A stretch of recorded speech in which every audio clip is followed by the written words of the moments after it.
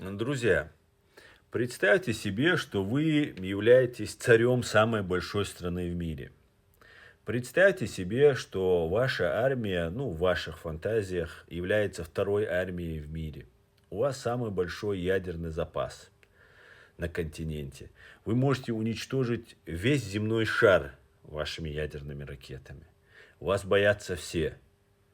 Принимаемый в Украине пропагандист Валерий Соловей, например, рассказывал, что в общении с Путиным люди теряли сознание от его железной такой воли, от его энергетики и так далее. Вот такой вот вы себя представили крутым. И вы приезжаете на КВН, на любое мероприятие, вы там в центре внимания, вы же царь. И перед вами выступают ребята, которые вас веселят, смешат, развлекают.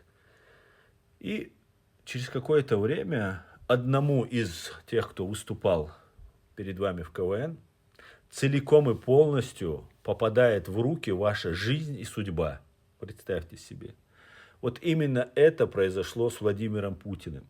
Жизнь и судьба Владимира Путина целиком и полностью находятся в руках Владимира Зеленского и Сбройных сил Украины. Вчера, точнее сегодня уже, Леонид Ивашов, такой есть генерал, если вы помните, это, по-моему, один из самых адекватных, самых умных фашистов из этой фашистской России, который еще в 22 году говорил, что нападение на Украину это будет очень чревато и очень придется много заплатить за это. Ему не поверили. Теперь он, видимо, догадался сам или смотрел наши ролики, где Леонид Ивашов говорит, что атакам смогут быть начинены ядерными зарядами, которые пробьют любой подвал, любой бункер.